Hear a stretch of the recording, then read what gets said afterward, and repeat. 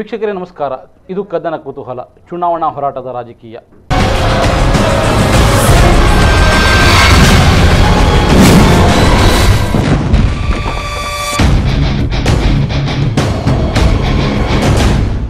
ಹೌದು, ಚುನಾವಣಾ ಕಣದಲ್ಲಿ ನಾವಿದ್ದೇವೆ, ಚುನಾವಣಾ ಕಣದಲ್ಲಿ ನಾವು ಇರ್ತೇವೆ ಅನ್ನೋದನ್ನು ಪ್ರತಿಬಿಂಬಿಸಿಕೊಡುವ ಹೇಳುವ ಪ್ರಯತ್ನವನ್ನು ಯಾರೆಲ್ಲ ಮಾಡ್ತಾ ಇದ್ದಾರೆ ಅವರನ್ನು ನಾವು ಕರೆದು ಮಾತಾಡ್ತಾ ಇದ್ದೇವೆ.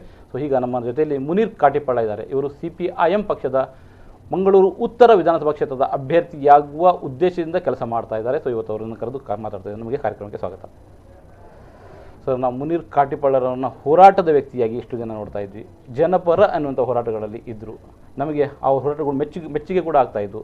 ಬಟ್ ಈಗ ನೋಡುವಾಗ ಅವರ ಹೋರಾಟದ ಹಿಂದೆ ಏನೋ ದುರುದ್ದೇಶ ಇತ್ತು ಅಂತ ಅನ್ನಿಸ್ತಾ ಇದೆ. ಅಂದರೆ ರಾಜಕೀಯ ಅಧಿಕಾರ ಪಡಿಬೇಕು ಅನ್ನುವಂಥದ್ದು. ಈಗ ನೀವು ಸ್ಪರ್ಧೆ ಮಾಡ್ತಾ ಇರೋದು ನೋಡಿದರೆ ಹಾಗೆ ಅನ್ನಿಸ್ತಾ ಇದೆ. ಅಲ್ಲ, ಇದು ನನಗೆ ಈ ಪ್ರಶ್ನೆ ಒಂದು ಅರ್ಥ ಆಗ್ತಾ ಇಲ್ಲ. ಯಾಕೆಂತ ಕೇಳಿದರೆ, ಚುನಾವಣೆಯಲ್ಲಿ ಸ್ಪರ್ಧೆ ಮಾಡೋದು ದುರುದ್ದೇಶ ಹೇಗಾಗ್ತದೆ ಅಂತ. ಅಂದರೆ ಡೆಮೋಕ್ರಸಿಯಲ್ಲಿ ಇದ್ದೀವಿ, ಪ್ರಜಾಪ್ರಭುತ್ವ ವ್ಯವಸ್ಥೆಯಲ್ಲಿ ಜನಪರವಾಗಿರುವವರು ರಾಜಕೀಯಕ್ಕೆ ಬರಬೇಕು. ರಾಜಕೀಯವನ್ನು, ಚುನಾವಣಾ ರಾಜಕೀಯವನ್ನು ಕೆಟ್ಟವರಿಗೆ ಬಿಟ್ಟುಕೊಟ್ಟು ಒಳ್ಳೆಯವರೆಲ್ಲ ಹೋರಾಟ ಮಾಡ್ತಾ ಇದ್ರೆ ಅದು ಅರ್ಥವೇ ಇಲ್ಲ.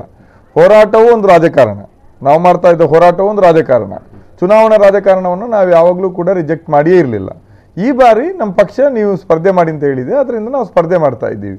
ಹೋರಾಟಗಳ ಉದ್ದೇಶ ಚುನಾವಣೆಯಲ್ಲಿ ಮತಗಳಿಕೆ ಅಲ್ಲ. ಹಾಗಂತೇಳಿ ಹೋರಾಟಗಳನ್ನು ನಾವು ಚುನಾವಣಾ ರಾಜಕೀಯವನ್ನು ಹೊರಗಿಟ್ಟು ನಾವು ಅದನ್ನು ನೋಡಿದ್ದು ಕೂಡ ಅಲ್ಲ. ಎರಡು ಕೂಡ ಒಂದಕ್ಕೊಂದು ಪೂರಕವಾಗಿ ನಾವು ತಗೊಂಡು ಹೋಗ್ತಾ ಇದ್ದೀವಿ. ಮತ್ತು ಈ ಚುನಾವಣೆ ಕೂಡ ನಮ್ಮ ಹೋರಾಟದ ಮುಂದುವರಿಕೆ. ಅಂದರೆ ನೀವು ಹೋರಾಟ ಅಂದರೆ ಜನರು ನಿಮ್ಮ ಜೊತೆಯಲ್ಲಿ ಬಂದದ್ದು ನಮಗೆ ನ್ಯಾಯ ಸಿಗ್ತದೆ ಅಂತ.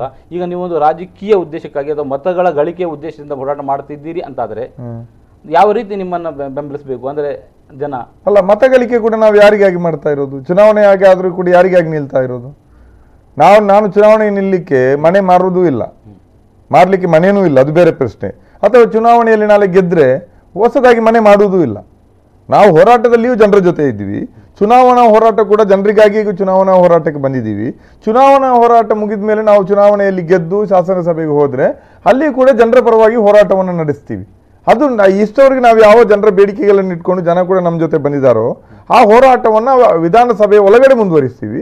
ಜಾಸ್ತಿ ಜನರಿಗೆ ನಾವು ನ್ಯಾಯವನ್ನು ದೊರಕಿಸ್ಕೊಳ್ಳಿಕ್ಕೆ ಸಾಧ್ಯ ಆಗ್ತದೆ, ಅಷ್ಟೇ ಇದು ಬಳಿಕದ ಮಾತು. ಓಕೆ, ನಾವೀಗ ಅಂದರೆ ನಿಮ್ಮ ಹೋರಾಟದ ವಿಷಯಕ್ಕೆ ಬಂದರೆ, ಇದು ಯಾರು ನಿಮಗೆ ಹೋರಾಟ ನೀವಂದರೆ ಜನಪರ ವಿಷಯ, ಜನರ ವಿಷಯ, ಜನರಿಗೆ ಅನುಕೂಲವಾಗುವ ವಿಷಯಗಳನ್ನು ಇಟ್ಕೊಂಡು ಹೋರಾಟ ಮಾಡ್ತೀರಿ, ಅದರಲ್ಲಿ ಎರಡು ಮಾತಿಲ್ಲ. ಆದರೆ ಅದು ಯಾವತ್ತೂ ಕೂಡ ನಿಮಗೆ ಮತಗಳಾಗಿ ಪರಿವರ್ತನೆ ಆಗಿದ್ದಿಲ್ಲ. ಈ ಬಾರಿ ಅದನ್ನು ಹೇಗೆ ನಿರೀಕ್ಷಿಸ್ತೀರಿ ಅಂತ ನೋಡಿ. ಹಿಂದಿನಿಂದಲೂ ಕೂಡ ಇಲ್ಲಿ ಕಮ್ಯುನಿಸ್ಟ್ ಪಕ್ಷಗಳು, ಅದರ ಸಾಮೂಹಿಕ ಸಂಘಟನೆಗಳು ಬೇಕಾದಷ್ಟು ಹೋರಾಟ ಮಾಡಿದೆ. ಅದು ಜನರಿಗೆ ತುಂಬ ಒಳ್ಳೆಯ ರೀತಿಯ ಒಂದು ನ್ಯಾಯವನ್ನು ಕೂಡ ಕೊಡಿಸಿದೆ. ಅದು ಇಲ್ಲಿಯ ಗೇಣಿದಾರರ ಹೋರಾಟ ಇರ್ಬೋದು, ಬೇರೆ ಬೇರೆ ವಿಭಾಗದ ಬೀಡಿ, ಕಟ್ಟಡ ಮತ್ತು ಹೆಂಚಿನ ಕಾರ್ಮಿಕರು, ಇವರೆಲ್ಲ ಹೋರಾಟಗಳಿರ್ಬೋದು. ಅದರಿಂದ ನಾವು ಅವರಿಗೆ ನ್ಯಾಯವನ್ನು, ಒಂದು ಒಳ್ಳೆಯ ಬದುಕನ್ನು ಕೊಟ್ಟಿದ್ದೀವಿ.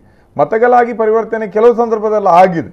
ವಿಟ್ಲದಲ್ಲಿ ಕಕ್ಕಿಲಾಯರ್ ಗೆದ್ದಿದ್ದಾರೆ, ಉಳ್ಳಾಳದಲ್ಲಿ ಕೃಷ್ಣ ಶೆಟ್ಟರು ಗೆದ್ದಿದ್ದಾರೆ, ರಾಮಚಂದ್ರ ರಾವ್ ಗೆದ್ದಿದ್ದಾರೆ, ಎಲ್ಲರೂ ಗೆದ್ದಿದ್ದಾರೆ. ಅದು ಎಲ್ಲವೂ 2-3 ದಶಕಗಳ ಹಿಂದಿನ ಮಾತು. ಈ 2-3 ದಶಕಗಳ ಈಚೆ ನಿಮ್ಮ ಅಸ್ತಿತ್ವವನ್ನೇ ತೋರಿಸೋದು ಕಷ್ಟ ಎನ್ನುವಂಥ ಪರಿಸ್ಥಿತಿ ಅದು ಚುನಾವಣೆಯಲ್ಲಿ. ಹೌದು, ಇಲ್ಲ ಅಂತ ನಾವು ಹೇಳೋದಿಲ್ಲ. ಹಾಗಂತ ಹೇಳಿ ನಮ್ಮ ಜನ ಒಂದು ಅವಧಿಗೆ, ಅಂದರೆ ಈ ಒಂದು 2-3 ದಶಕಗಳ ಅವಧಿಯಲ್ಲಿ ಧರ್ಮ ಮತ್ತು ಧರ್ಮ, ಜಾತಿ, ದುಡ್ಡು ಇದು ಮುನ್ನೆಲೆಗೆ ಬಂತು. ಧರ್ಮ, ಜಾತಿ, ದುಡ್ಡು ಮೂರು ಕೂಡ ಮುನ್ನೆಲೆಗೆ ಬಂದದ್ರಿಂದ ನಮ್ಮಂಥ ಜನಪರವಾಗಿರುವಂತಹ ದುಡ್ಡು, ಧರ್ಮ, ಜಾತಿ ಇವು ಮೂರನ್ನು ಕೂಡ ಬಳಕೆ ಮಾಡದಂಥ ಕಮ್ಯುನಿಸ್ಟ್ ಪಕ್ಷಗಳು ಚುನಾವಣಾ ರಾಜಕಾರಣದಲ್ಲಿ ಒಂದಿಷ್ಟು ಹಿನ್ನಡೆ ಅನುಭವಿಸಿದ್ದು ನಿಜ, ಇಲ್ಲ ಅಂತ ಹೇಳೋದಿಲ್ಲ. ಆದರೆ ಜನ ಇದನ್ನೆಲ್ಲ ನೋಡಿ ಈಗ ಮತ್ತೆ ಬೇಸತ್ತಿರುವಂಥ ಜನ ಮತ್ತೆ ಪರ್ಯಾಯವನ್ನು ಹುಡುಕಾಡ್ತಾ ಇದ್ದಾರೆ. ಪರ್ಯಾಯವನ್ನು ಹುಡುಕುವಾಗ ನಾವು ಅವರ ಜೊತೆ ಇದ್ದೀವಿ. ನಾವು ಚುನಾವಣೆಯಲ್ಲಿ ನಮಗೆ ಹಿನ್ನಡೆ ಆಗ್ತಾ ಇದ್ರೂ ಕೂಡ ನಾವು ಯಾವತ್ತೂ ಕೂಡ ಜನರಿಂದ ದೂರ ಆಗಿಲ್ಲ. ಅದು ನಿಮಗೂ ಗೊತ್ತಿದೆ. ವರ್ಷದ 365 ದಿನ ಕೂಡ ಜನರ ಜೊತೆ ಇದ್ದೀವಿ. ದೊಡ್ಡ ಹೋರಾಟಗಳನ್ನು ಕಟ್ತಾ ಇದ್ದೀವಿ. ಈಗಲೂ ಬೀಡಿ ಕಾರ್ಮಿಕರ ಪರವಾಗಿ ಮಾತಾಡ್ತಾ ಇರೋದು ನಾವೇ. ಈಗಲೂ ಕಟ್ಟಡ ಕಾರ್ಮಿಕರ ಪರವಾಗಿ ಹೋರಾಡ್ತಾ ಇರೋದು ನಾವೇ. ಈಗಲೂ ಇಲ್ಲಿನ ಪರಿಸರಕ್ಕಾಗಿ, ಇಲ್ಲಿಯ ಕೈಗಾರಿಕೆಗಳ ಮಾಲಿನ್ಯದ ವಿರುದ್ಧಕ್ಕಾಗಿ, ಯುವ ಜನರಿಗೆ ಉದ್ಯೋಗಕ್ಕಾಗಿ ಹೋರಾಟ ಮಾಡ್ತಾ ಇರೋದು ನಾವು ಜನರ ಜೊತೆ ಇರೋದ್ರಿಂದ ಈಗ ಈ ಎಲ್ಲ 3 ವರ್ಷದ ಅನುಭವ, 3 ದಶಕಗಳ ಅನುಭವದಿಂದ ಪಾಠ ಕಲ್ತಿರೋ ಜನ ಈ ಚುನಾವಣೆಯಲ್ಲಿ ಮತ್ತೆ ಎಡಪಕ್ಷಗಳನ್ನು ನಮ್ಮನ್ನು ಮತ್ತೆ ಸ್ವೀಕಾರ ಮಾಡ್ತಾರೆ ಅನ್ನುವಂಥ ನಮ್ಮ ನಂಬಿಕೆ. ಸ್ವೀಕಾರ ಮಾಡ್ತಾರೆ ಎಂಬ ಭ್ರಮೆಯಲ್ಲಿ ನೀವಿದ್ದೀರಾ? ಭ್ರಮೆ ನಮಗೆ ಅಗತ್ಯ ಇಲ್ಲ. ನಾನು ಆವಾಗಲೇ ಹೇಳಿದೆ, ಚುನಾವಣೆ ಬರಲಿಕ್ಕೆ, ಚುನಾವಣೆಗಾಗಿ ನಾವು ಮನೆ ಮಾರುವಂಥ ಇದು ಕೂಡ ಇಲ್ಲ, ಮನೆನೂ ಇಲ್ಲ, ಮನೆ ಮಾರೋ ಪ್ರಶ್ನೆ ಕೂಡ ಇಲ್ಲ. ಚುನಾವಣೆ ಗೆದ್ದ ಮೇಲೆ ಮತ್ತೆ ಬಂಗಲೆಗಳನ್ನು ಕಟ್ಕೊಳ್ಳುವಂತಹ ಉದ್ದೇಶ ಕೂಡ ನಮಗಿಲ್ಲ. ನಮಗೆ ಚುನಾವಣೆ ಅನ್ನುವಂಥದ್ದು ಕೂಡ ನಮ್ಮ ಹೋರಾಟದ ಭಾಗ, ಜನರ ಪರವಾಗಿರೋ ಒಂದು. ಅದರಿಂದ ಭ್ರಮೆ ಪ್ರಶ್ನೆ ಏನಿಲ್ಲ. ಜನ ಯಾವ ರೀತಿ ರಿಸಲ್ಟ್ ಕೊಡ್ತಾರೆ ಅದನ್ನು ನಾವು ಸ್ಥಿತಪ್ರಜ್ಞತೆಯಿಂದ ಸ್ವೀಕಾರ ಮಾಡಿ. 30 ವರ್ಷಗಳಿಂದ ಜಾತಿ, ಧರ್ಮ, ಹಣ ಇದರ ಆಧಾರದಲ್ಲಿ ಚುನಾವಣೆ ನಡೀತಾ ಇದೆ ಅಂತ ನೀವು ಹೇಳ್ತಾ ಇದ್ದೀರಿ. ಸೊ ಇವತ್ತು ಅದು ಒಂದೇ ಸಲಕ್ಕೆ ಬದಲಾವಣೆ ಆಗ್ಬಿಡ್ತದೆ ಅಂತ ಅಂದ್ಕೊಳ್ತೀನಿ. ಆಗ್ಬಾರ್ದು ಅಂತ ಏನಿಲ್ವಲ್ಲ. ದೆಹಲಿಯಲ್ಲಿ ನರೇಂದ್ರ ಮೋದಿ ಅವರು ಗೆದ್ದು ಇಡೀ ದೇಶದ ಚುಕ್ಕಾಣಿಯನ್ನು ಹಿಡಿದು ಒಂದು ದೊಡ್ಡ ಭ್ರಮಾಲೋಕವನ್ನೇ ಸೃಷ್ಟಿ ಮಾಡಿದಂಥ ಸಂದರ್ಭದಲ್ಲೇ ದೆಹಲಿಯಲ್ಲಿ ವಿಧಾನಸಭಾ ಚುನಾವಣೆ ನಡೀತು. ಅಲ್ಲೇ ಕಾಲಬಿಡದಲ್ಲೇ ಕೇಜ್ರಿವಾಲ್ ರವರ ಪಕ್ಷ ಅದ್ಭುತವಾದ ಬಹುಮತವನ್ನು ಪಡೀತು. ಸರ್, ಅಸಾಧ್ಯ ಅಲ್ಲ ಅಂತ ಹೇಳೋದು. ಒಂದು ಸಣ್ಣ ರಾಜ್ಯದಲ್ಲಿ ಹಾಗಾಯಿತು. ಆದರೆ ಇಡೀ ದೇಶ ಆವರಿಸ್ತಾ ಇದೆ. ಇಡೀ ದೇಶ ಬಿಜೆಪಿ 22 ರಾಜ್ಯಗಳಲ್ಲಿ ಅಧಿಕಾರದಲ್ಲಿದೆ. ಇನ್ನು ಕರ್ನಾಟಕ ತೆಗೆದುಕೊಳ್ಳೋದಕ್ಕೆ ದೊಡ್ಡ ವಿಷಯವೂ ಕೂಡ ಅಲ್ಲ. ನೀವು ಅದನ್ನು ತಡಿಲಿಕ್ಕೆ ನಿಮ್ಮಿಂದ ಸಾಧ್ಯ ಇದೆಯಾ ಅಂತ? ಕರ್ನಾಟಕದಲ್ಲಿ 224 ಕ್ಷೇತ್ರಗಳಲ್ಲಿ ನಾವು ಗೆಲ್ತೀವಿ ಅಂತ ಹೇಳ್ತಾ ಇಲ್ಲ. ನಾವು ಕಡಿಮೆ ಕ್ಷೇತ್ರಗಳಲ್ಲಿ ಸ್ಪರ್ಧೆ ಮಾಡ್ತಾ ಇದ್ದೀವಿ. ಮಂಗಳೂರು ಉತ್ತರಕ್ಕೆ ಆದರೆ ಇಲ್ಲಿ ಯಾಕೆ ಬದಲಾವಣೆಗಳು ಬರಬಾರ್ದು? ಇಲ್ಲಿ ಇರುವಂತಹದ್ದೇ ಎರಡೂ ಪಕ್ಷಗಳ ಅಭ್ಯರ್ಥಿಗಳು ಕೂಡ ಅಥವಾ ಹಿಂದಿನ ಶಾಸಕರುಗಳು ಕೂಡ ವ್ಯಾಪಾರಿಗಳಿಂದಾಗಿ ವ್ಯಾಪಾರಿಗಳು ಜನಪ್ರತಿನಿಧಿ ಆಗಿರೋದ್ರಿಂದ ಜನ ಎಲ್ಲಾ ರೀತಿಯ ಅವುಗಳ ನೆಗೆಟಿವ್ ಅಂಶಗಳನ್ನು ಅನುಭವಿಸಿದ್ದಾರೆ. ಅದಕ್ಕೆ ಪರ್ಯಾಯಕ್ಕೆ ನಾನು ಜನರ ಜೊತೆ ಇರುವವನಿದ್ದೀನಿ. ವ್ಯಾಪಾರವನ್ನು ಬಿಟ್ಟು ಜನರ ಜೊತೆ ಇರುವವನು. ನನ್ನನ್ನು ಯಾಕೆ ಆಯ್ಕೆ ಮಾಡ್ಕೊಳ್ಬಾರ್ದು ಅವರು? ನೀವು ಮೋದಿ, ಸಿದ್ದರಾಮಯ್ಯ, ಹಿಂದುತ್ವ, ದುಡ್ಡು, ಧರ್ಮ, ಅಲ್ಪಸಂಖ್ಯೆ ಇದನ್ನೆಲ್ಲ ಬಿಟ್ಟು ನೋಡುವಾಗ ಮುನೀರ್ ಇಲ್ಲಿಯ ಸಾಮಾನ್ಯ ಜನರ ಮನೆಯ ಮಗನ ಥರನೇ ಕಾಣಲ್ವ ಅವರಿಗೆ? ಅವ್ರ ಜೊತೆ ನಾನು ಇರಲಿಲ್ವಾ? ಯಾಕೆ ನಾನು ಆಯ್ಕೆ ಮಾಡೋದಿಲ್ಲ ಅಂತ ನೀವಾದ್ರೂ ಹಿಂಗೆ ಭಾವಿಸಿ ಅಲ್ಲ. ಎಷ್ಟು ದಿನದಲ್ಲಿ ಜನ ಇದನ್ನೆಲ್ಲ ಬಿಟ್ಟು ನೋಡಲಿಲ್ಲ ಅಂದರೆ ಮುನೀರ್ನ ಮನೆ ಮಗ ಅಥವಾ ಮಗನಿಗಿಂತ ಹೆಚ್ಚಾಗಿರುವ ಇನ್ನಷ್ಟು ಜನ ಇಲ್ಲಿ ಸ್ಪರ್ಧಿಸಿದ್ರು ಅಥವಾ ಚಿಂತಕರು ಕೂಡ ಸ್ಪರ್ಧಿಸಿದ್ರು. ಅವರನ್ನು ಯಾರು ನಾವು ಪರಿಗಣಿಸಲಿಲ್ಲ. ನಮಗೆ ಬೇಕಾಗಿಲ್ಲ. ನಮಗೆ ಬೇಕಾದ್ದು ಕಾಂಗ್ರೆಸ್ ಅಥವಾ ಬಿಜೆಪಿ, ಎರಡರಲ್ಲಿ ಒಂದು. ಸೊ ಹಾಗಿರುವಾಗ ಅಲ್ಲ, ಎರಡರಲ್ಲಿ ಒಂದು ಅನ್ನುವಂಥದ್ದು ಈಗ ಮೇಲ್ನೋಟಕ್ಕೆ ಇರುವಂತಹ ಇದು. ಆದರೆ ಅಂಡರ್ ಕರೆಂಟ್ ಬೇರೆನೇ ಇದೆ. ಯಾಕಂದ್ರೆ ಜನ ಬೇಸತ್ತಿದ್ದಾರೆ.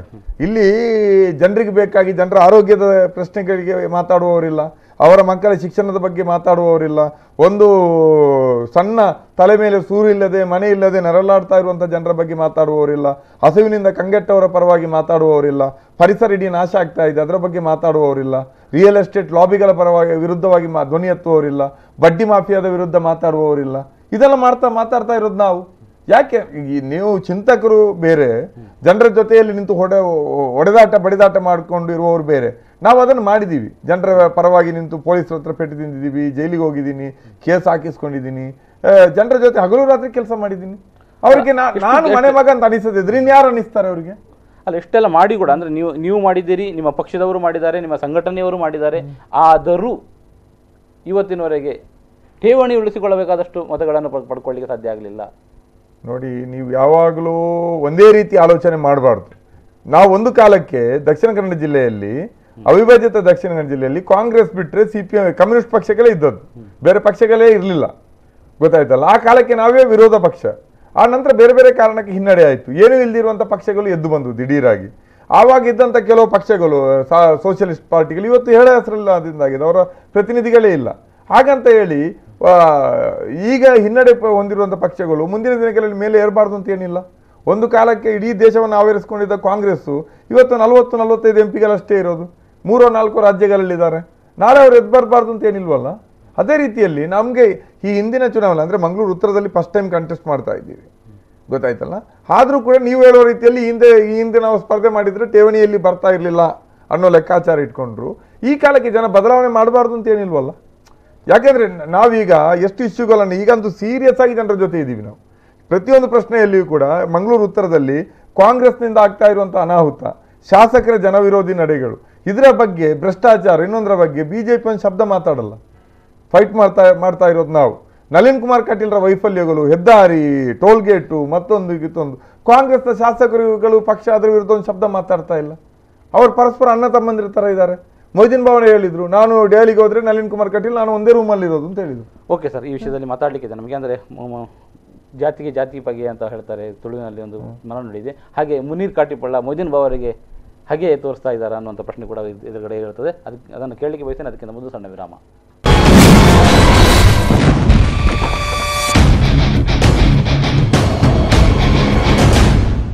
ವೀಕ್ಷಕರೇ, ಕದನ ಕುತೂಹಲದಲ್ಲಿ ಮತ್ತೆ ಚರ್ಚೆ ಮುಂದುವರಿತದೆ. ನಮ್ಮ ಜೊತೆಯಲ್ಲಿದ್ದಾರೆ ಮುನೀರ್ ಕಾಟಿಪಳ್ಳರವರು ಮಂಗಳೂರು ಉತ್ತರ ವಿಧಾನಸಭಾ ಕ್ಷೇತ್ರದಲ್ಲಿ CPIM ಅಭ್ಯರ್ಥಿಯಾಗಿ ಕಣಕ್ಕಿಳಿಯುವ ಪ್ರಯತ್ನದಲ್ಲಿ ಮುಂದುವರೆದಿದ್ದಾರೆ. ಸೊ ನಾವು ಹಾಗೆ ಒಂದು ಪ್ರಶ್ನೆ ಕೇಳಿದೆ, ಅಂದರೆ ಜಾತಿಗೆ ಜಾತಿ ಬಗೆ ಅಂತ. ಹಾಗೆ ಅಂದರೆ ನೀವು ಮುನೀರ್ ಕಾಟಿಪಳ್ಳ, ಮೊಯ್ದಿನ್ ಬಾವ ಒಂದೇ ಸಮುದಾಯದ ವ್ಯಕ್ತಿಗಳು, ಸೊ ನೀವು ಯಾಕೆ ಅವರ ವಿರುದ್ಧ ಇದು ಮಾಡ್ತಾ ಇದ್ದೀರಿ ಅಂತ? ಇದು ಒಳ್ಳೆ ಪ್ರಶ್ನೆ. ಅವರು ಕಾಂಗ್ರೆಸ್ ಪಕ್ಷದವರು, ನಾನು ಕಮ್ಯುನಿಸ್ಟ್ ಪಕ್ಷದವರು. ಜಾತಿ ಧರ್ಮದ ಪ್ರಶ್ನೆನೇ ಬರೋಲ್ಲ. ನಾನು ನನ್ನ ಪಕ್ಷದ ಪ್ರತಿನಿಧಿಯಾಗಿ ಕಣಕ್ಕಿಳಿತಾ ಇದ್ದೀನಿ, ಅವ್ರ ಪಕ್ಷದ ಅಭ್ಯರ್ಥಿಯಾಗಿ ಕಣಕ್ಕಿಳಿತಾ ಇದ್ದಾರೆ. ಅದರ ಆಚೆಗೂ ನೀವು ಹೇಳೋದಾದ್ರೆ ಜಾತಿ ಜಾತಿ ಧರ್ಮ ಧರ್ಮ ಒಂದೇ ಧರ್ಮದವರು ಸ್ಪರ್ಧೆ ಮಾಡಿದ್ರೆ ಇನ್ನೊಂದು ಧರ್ಮದವ್ರು ಗೆದ್ದು ಬಿಡ್ತಾರಂತ, ಇದೆಲ್ಲ ನಾನ್ಸೆನ್ಸು. ಇಂತಹ ಮಾತುಗಳು ನನ್ನ ಧರ್ಮದವ ಯಾರು ಕೂಡ ನಮ್ಮ ಹೊಟ್ಟೆಗೆ ಅನ್ನವನ್ನು ಕೊಡೋದಿಲ್ಲ. ಅವರವರ ಆಸ್ತಿಗಳನ್ನೇ ಜಾಸ್ತಿ ಮಾಡ್ಕೊಂಡಿದ್ದಾರೆ.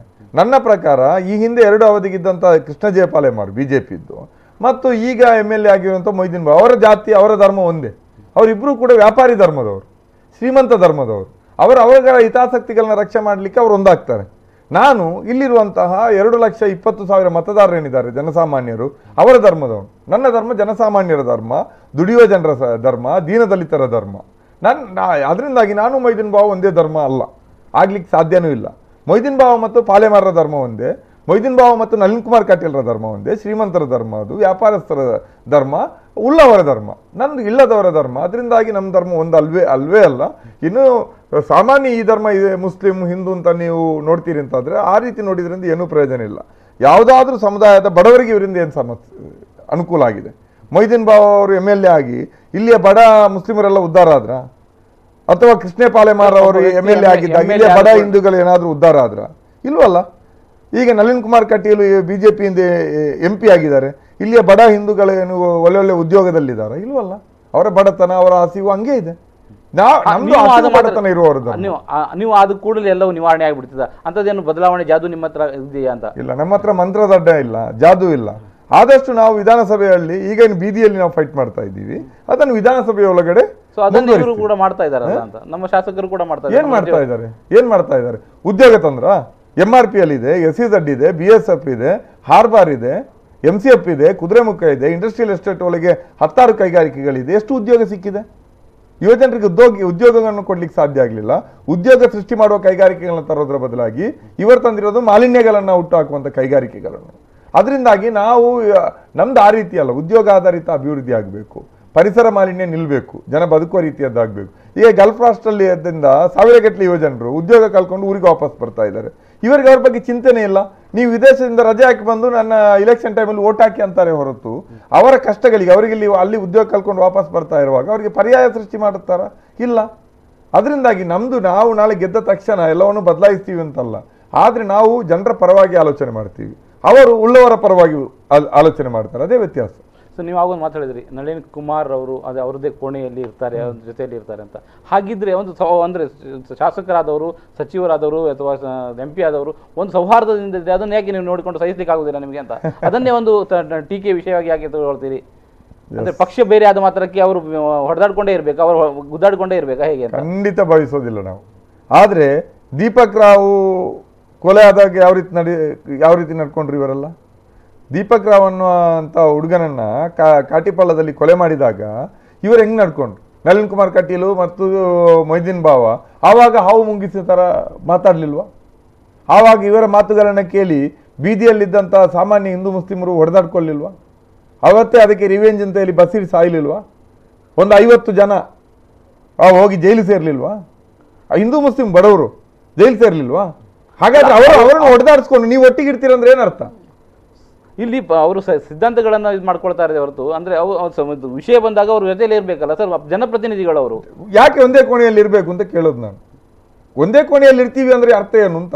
ಒಟ್ಟಿಗೆ ಇರ್ತೀವಿ ಅಂದ್ರೆ ನೀವು ಜನಸಾಮಾನ್ಯರನ್ನು ಒಟ್ಟಿಗೆ ಇಡ್ಲಿಕ್ಕೆ ಬಿಡೋದಿಲ್ಲ, ಹಿಂದೂ ಮುಸ್ಲಿಂ ಅಂತ ಗಲಾಟೆ ಮಾಡಿಸ್ತೀರಿ, ಅವರ ಬದುಕನ್ನು ಹಾಳು ಮಾಡ್ತೀರಿ, ಅವರನ್ನು ಕ್ರಿಮಿನಲ್ ಮಾಡಿಸ್ತೀರಿ, ಅವರನ್ನು ಜೈಲು ಪಾಲು ಮಾಡಿಸ್ತೀರಿ. ಮಂಗಳೂರಿನ ಜೈಲು ಹಿಂದೂ ಜೈಲು, ಮುಸ್ಲಿಂ ಜೈಲು ಅಂತ ಡಿವೈಡ್ ಆಗಿದೆ. ಒಂದು A ಬ್ಲಾಕ್ ಅಲ್ಲಿ ಮುಸ್ಲಿಂ ಕೈದಿಗಳು, B ಬ್ಲಾಕ್ ಅಲ್ಲಿ ಹಿಂದೂ ಕೈದಿಗಳು ತುಂಬಿ ತುಳುಕ್ತಾ ಇದ್ದಾರೆ. ಎಲ್ಲರೂ ಬಡವರ ಮನೆಯ ಮಕ್ಕಳು. ಅವರನ್ನ ಕಿತ್ತಾಟ ಮಾಡಿಸ್ತೀರಿ ನೀವು. ಯಾವುದಾದ್ರೂ ಒಂದು ಹೆಣ ಬಿದ್ದ ತಕ್ಷಣ ಅದು ಹಿಂದೂ ಇದ್ದು ಅದು ಮುಸ್ಲಿಂ ಇದ್ದು ಅಂತ ಹೇಳಿ ನೀವು ಜಗಳ ಹಚ್ತೀರಿ. ನೀವು ಮಾತ್ರ ನಾಳೆ ಡೆಲ್ಲಿಗೆ ಹೋದಾಗ ಒಟ್ಟಿಗೆ ಇರ್ತೀರಿ ಅಂದ್ರೆ ಇದ್ರ ಅರ್ಥ ಏನು? ನೀವು ಮಾತ್ರ ಸೌಹಾರ್ದದಿಂದ ಇದ್ರೆ ಸಾಕ? ಒಳಗಡೆ ಎಲ್ಲರೂ ಸೌಹಾರ್ದದಂಗೆ ಇರೋ ರೀತಿಯಲ್ಲಿ ಮಾಡಿ, ಆಮೇಲೆ ನೀವು ಚೆನ್ನಾಗಿ. ಅಂದರೆ ನೀವು ಸ್ಪರ್ಧೆ ಮಾಡಿದ ಮಾತ್ರಕ್ಕೆ ಎಲ್ಲವೂ ಸರಿಯಾಗಿ ಬಿಡ್ತದೆ, ಅಂದರೆ ಎಲ್ಲವೂ ಸೌಹಾರ್ದ ಒಂದಾಗಿ ಬಿಡ್ತಾರೆ ಜನ, ಅಥವಾ ಇಲ್ಲಿ ಗಲಾಟೆ ಆಗೋದಿಲ್ಲ, ಅಥವಾ ಜೈಲಿನಲ್ಲಿ A ಬ್ಲಾಕ್ B ಬ್ಲಾಕ್ ಅನ್ನೋದು ಇರೋದೇ ಇಲ್ಲ. ನೋಡಿ, ನಾವು ಚುನಾವಣೆಯಲ್ಲಿ ಗೆದ್ದ ತಕ್ಷಣ ಇದೆಲ್ಲ ಬದಲಾಗತ್ತೆ ಅಂತಲ್ಲ, ಬದಲಾಯಿಸುವಂಥ ಪ್ರಯತ್ನವನ್ನು ಪ್ರಾಮಾಣಿಕವಾಗಿ ಮಾಡ್ತೀವಿ. ನಾವು ಜನರ ಪರವಾಗಿರ್ತೀವಿ, ಜನರಿಗೆ ಉದ್ಯೋಗ ಕೊಡುವಂಥ ಪ್ರಯತ್ನಗಳು, ಜನರಿಗೆ ಶಿಕ್ಷಣ ಕೊಡುವಂಥ ಪ್ರಯತ್ನಗಳು, ಬಡವರಿಗೆ ಪರವಾಗಿರುವಂಥ ಸರ್ಕಾರಿ ಶಾಲೆಗಳು, ಬಡವರಿಗೆ ಬೇಕಾಗಿ ಸರ್ಕಾರಿ ಆಸ್ಪತ್ರೆಗಳನ್ನು ತೆರೆಯುವಂಥ ಪ್ರಯತ್ನವನ್ನು ಮಾಡ್ತೀವಿ. ಜನರನ್ನು ಕಿತ್ತಾಟ ಮಾಡಿಸಲಿಕ್ಕೆ ನಾವು ಅವಕಾಶ ಕೊಡುವುದಿಲ್ಲ. ನಾಳೆ ಬಂದ ತಕ್ಷಣ ಬದಲಾಗತ್ತೆ ಅಂತಲ್ಲ, ಬದಲಾವಣೆಯತ್ತ ಒಂದು ಹೆಜ್ಜೆಯನ್ನು ಇಡ್ತೀವಿ. ನಾವು ಜನರನ್ನು ಕಿತ್ತಾಟ ಮಾಡಿಸಿ ನಾವು ಚೆನ್ನಾಗಿರೋದಿಲ್ಲ. ನಾವು ಜನರು ಚೆನ್ನಾಗಿರ್ಬೇಕು ಅಂತ ಬಯಸ್ತೀವಿ. ನಾವು ಕಿತ್ತಾಟ ಮಾಡಿಕೊಂಡ್ರು ಪರವಾಗಿಲ್ಲ, ನಾವು ಕಾಂಗ್ರೆಸ್ನವರು, ನಾವು BJPಯವರು ಕಿತ್ತಾಟ ಮಾಡ್ಕೊಂಡ್ರು ಪರವಾಗಿಲ್ಲ. ನಾಯಕರುಗಳು ಜನ ಚೆನ್ನಾಗಿರ್ಬೇಕು ಅಂತ ಬಯಸ್ತೀವಿ, ಅನ್ನ ತಮ್ಮ ಥರ ಬದುಕಬೇಕು ಅಂತ. ಇವರದು ಜನ ಕಿತ್ತಾಟ ಮಾಡಬೇಕು, ಇವರು ಚೆನ್ನಾಗಿರ್ಬೇಕು. ನಮಗೂ ಅವ್ರಿಗಿರೋ ವ್ಯತ್ಯಾಸ. ಎಲ್ಲ ಮಾತಾಡ್ತಾ ಇದ್ದೀರಿ. ನಾಳೆ ನಾಮಪತ್ರ ಸಲ್ಲಿಸುವ ಮತ್ತು ನಾಮಪತ್ರ ಹಿಂಪಡೆಯುವ ದಿನಗಳು ಬರ್ತವೆ.